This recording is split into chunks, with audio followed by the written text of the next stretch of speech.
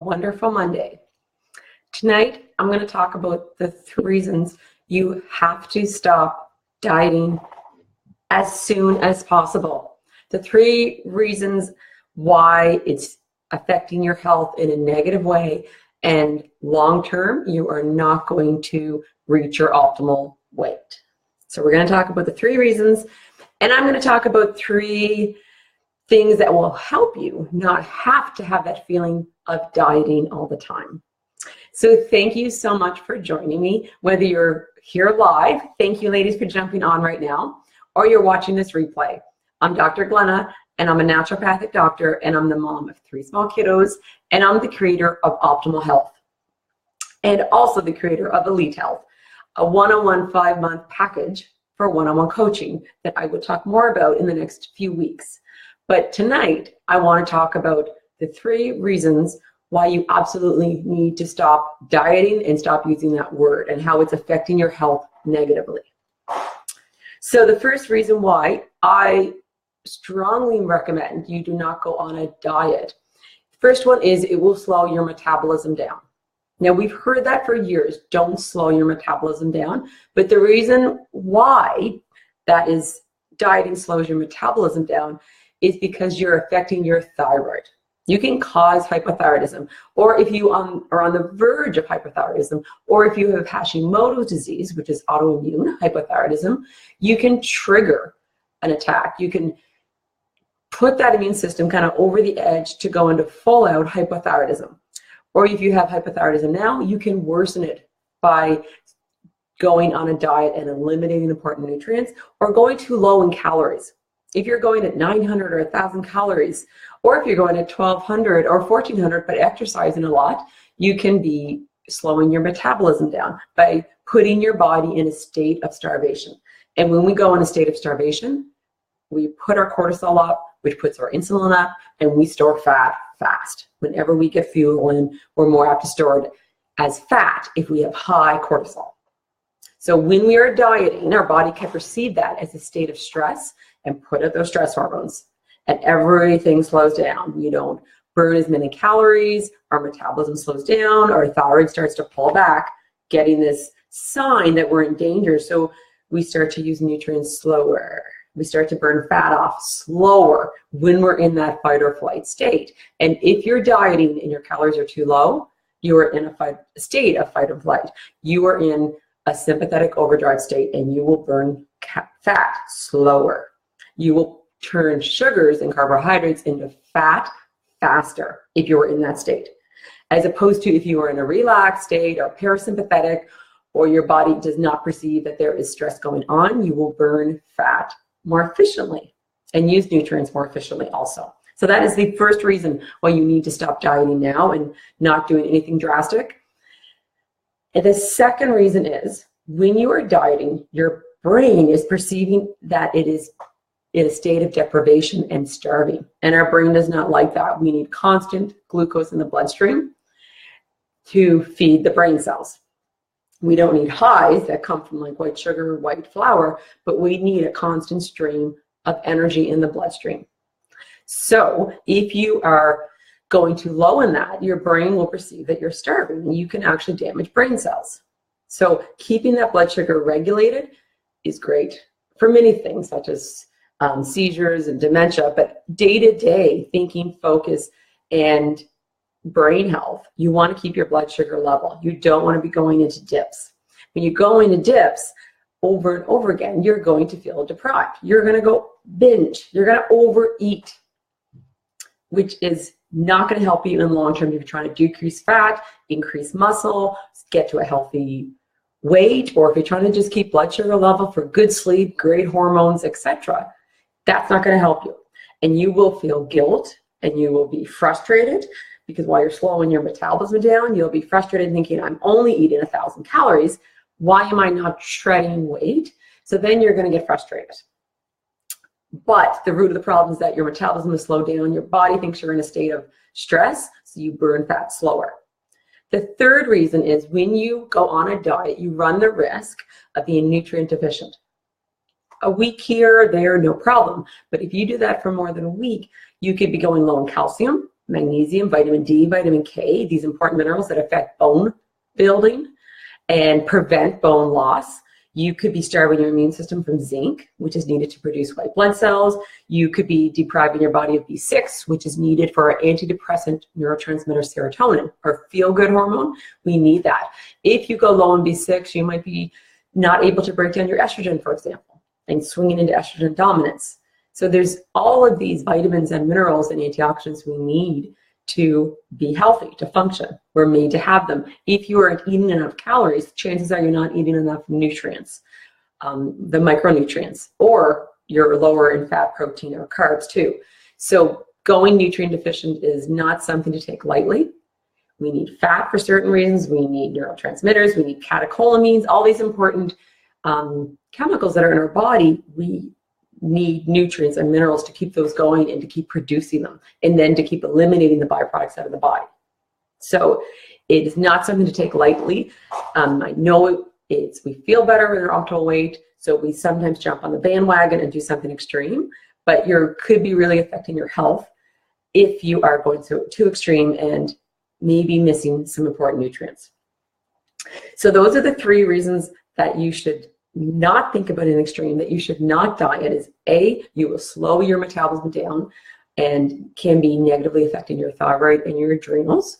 So then you will store fat easier in the wrong places, because your body will go believe you're in a state of stress, because basically you are.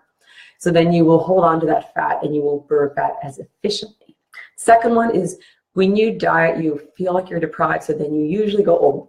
Think about the last time you were going down south and you said, I need to drop this weight. And so you dieted only to go crazy down south and not be able to get on track when you came back, because you remembered how hungry you were and in what a state you were of deprivation, the cravings you had. You will not get cravings if you eat properly and you get all your nutrients in there. So if you're craving, it's usually a sign you're deficient in something. So don't go too extreme, because we want to stay in our healthy range long term. We don't want to be drop 20 pounds, put on 30 pounds. That's not very healthy for the body at all. And the third one is nutrient deficiencies. We can't afford to go, we're already overfed, undernourished as a continent. So we want to make sure that we're not furthering our nutrient gaps and nutrient deficiencies. We eat more on the run and more outside our homes than we ever have before. So we're running the risk already of nutrient deficiencies. So to go on a diet and limit our calories and not be smart about the nutrients we're getting in, you can really be increasing your risk of things like osteoporosis or an autoimmune condition, because you're putting your body in a state of stress. You could be triggering some more anxiety by having low blood sugar, which is a common trigger for anxiety. You might be low in B vitamins that we need to make things like serotonin. So those are some things to think about. Those are the real reasons why we hear dieting is not healthy, and why you can slow your metabolism down, and why you could kind of bring on some things that you're genetically predisposed to. So you have to be smart about this. And this is the time of year we're going into where we're thinking about summer. We're going to be putting short sleeves on and more shorts. And we're thinking, I want to get out hiking or walking. Maybe you want to start running, whatever it is. This is the time of year you should start thinking about it. And you probably are thinking about it. But I encourage you, start thinking about it smartly now. Don't wait until June 1st or June 15th and you put a lot of pressure on yourself before July. Think about now what you can do to set in place in the next couple months. You can healthfully and without feeling deprived, start leaning out, losing body fat, and increasing your muscle mass, which not only does that look great, but it also is a good sign of your likelihood of getting a chronic illness. The lower our body fat, the more muscle we have on, the less likely we are going to get a chronic illness, probably because we're eating healthily and we're getting more nutrients in, etc. So instead of jumping for something drastic right now, think about moving more. Think about building lean tissue with weights or yoga or stretching or walking, whatever, and go slow and go easy. Think about cooking more. When we get comfortable in our kitchens, even if you aim to have 3 meals a week, you're getting nutrients. You're putting spices in there, anti-inflammatories like cinnamon and ginger. You're using good fats at home. You're using the right type of salt, sea salt. You're using butter and less margarine, or less vegetable oils that aren't as healthy as things like coconut oil and grapeseed oil and things like that. So it does matter. So if you travel and you're grabbing stuff on the run, make sure you make up for it when you're home. The third thing is get variety in. The more variety, the more likely you're not going to have nutrient gaps in your diet.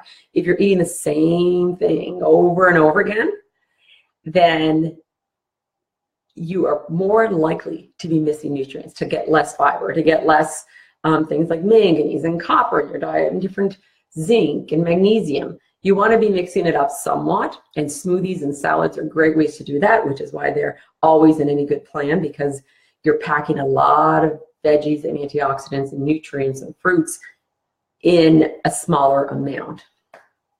So I hope those give you some things to think about. And if you are looking for a plan, my Optimal Health, my clean eating program, is now a 3-month program. I've had so much information, and I decided to kind of make it a little bit more structured this spring. So we've got a membership site going that you can log into with health videos, because I think when you're on any good program, you should know why it's working. You should know about your basic health issues that are relevant today for women, like thyroid, adrenals, what you need for your immune system, what are red flags that your thyroid is slowing down, or red flags that you could be in adrenal fatigue syndrome, what to do if you're not sleeping well, how to get your sleep hygiene routine going. Those are important things, because it's one thing to eat well, but your lifestyle habits and behaviors are a major complement to how you're eating, and our mindset is very important. If we're shooting out negative thoughts constantly, we're putting ourselves into a state of stress right there. And we talk about different tools and habits that we can get in place to replace the negative thinking with more positive thinking, which will help you, your family, friends, etc. So I encourage you, if you are thinking about jumping in Optimal Health before the summer, right now is kind of a key time to do it, because we've got 3 months before summer months. And last year, a lot of my participants kind of kept it going during the summer, but it's much easier to get that first month in now when you're not in more of a summer social relaxation vacation mode. So if you start in April and join in the April launch, we've got April, May, and June, and you will be finished right around the time July hits. So this is kind of the ideal time. This is my favorite time to get in track. I like March. I really start buckling down. A little bit less social. Christmas, holidays, summertime is not kind of behind us or in front of us. So I encourage you to think about this. I will be launching just periodically now, because it's a 3-month program rather than a 1-month program. So I'd love to have you. If any questions, just shoot away in the comments. Any questions at all. It's a 12-week program, and we talk about everything from digestive health to hormones to mindset to stress management. And every week in that 12 weeks is a different meal plan. And at the end, there is a bonus week, which I would keep a secret, which is a very fun bonus week. And I'm available for questions anytime on our private Facebook page or through email when you're in this program. And yeah, there's been lots of great results: blood sugar, weight loss, sleeping better, which is so wonderful, balancing hormones, and less pain and inflammation. So those are all the things we all want to stay healthy and to feel good as long as we can. So take care, and I will post the link, see if I can do that right now, for Optimal Health. There we go, right now. So if you click on that link, it'll tell you what's included in the program, what you get, how you're going to feel, and who this program is ideal for. And like I said, it's a 3-month program, so we're looking at getting 3 months in now before the summer. If you've taken the program before and done a month or so, just message me, because you don't need to do the whole 3 months. And if you've done 3 months of this program, then you qualify for the monthly membership. So take care, have a wonderful evening, and I will let you go so you can go to sleep now, or at least start your sleep routine. Bye-bye.